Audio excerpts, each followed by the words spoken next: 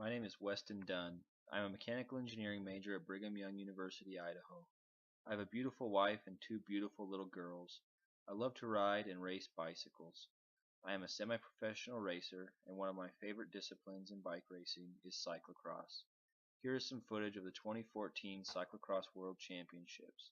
Cyclocross is best described as a mix between road racing and mountain bike racing.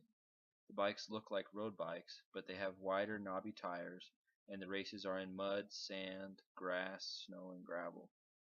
The courses are 1 to 2 miles long, and you go around and around for 45 minutes to an hour. Since the race isn't very long, you race as hard as you can for the entire race, and your heart rate is near its max the entire time. It's a lot of fun.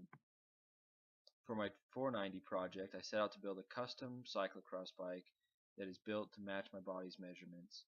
Since I had never built a bike before, I decided to solicit the help of Brian Williams, who is the owner of Kelson Custom Bicycles in Ashton, Idaho. His bikes have been featured in many magazines, and he has won many awards. Brian was able to teach me a lot about what different geometries can do to affect ride quality and how the bike handles. The most important things that affect how a bike will behave are the bottom bracket drop, the chainstay length, and trail.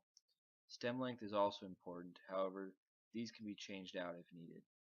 The bottom bracket drop is significant because the lower the bottom bracket is, the lower the rider's center of gravity will be, allowing for better handling. In cyclocross, you race across very diverse terrain, which limits how low the bottom bracket can be. You don't want to clip your pedal while going around a corner because this will most likely end in a crash. For the chainstay, the longer the chainstay, the better the bike will handle. However, a long chainstay also requires that the chainstay resist a large moment arm as you pedal. If the chainstay flexes, then your efficiency is reduced.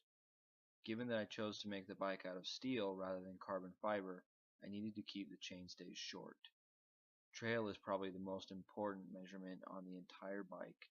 To find the trail of a bike, draw a line following the angle of the head tube down to the ground.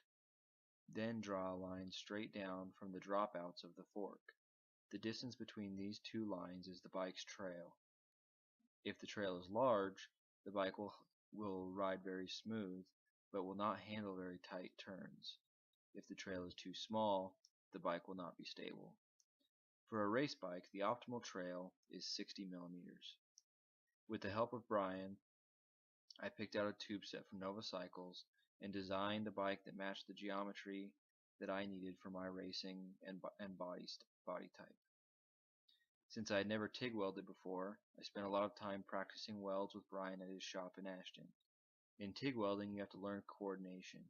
You hold your filler metal with one hand, the electrode in the other, and then you control the current with a foot pedal. While it takes some practice, once you get the hang of it, you have a lot more control over your welds. Steel bike tubing is very thin, and after many hours and melting lots of holes in tubes, I got to where I could make a decent weld. Building my new bike was a lot of fun, and it was a great learning experience. Cyclocross season starts in the fall, and hopefully this bike will put me on a few podiums.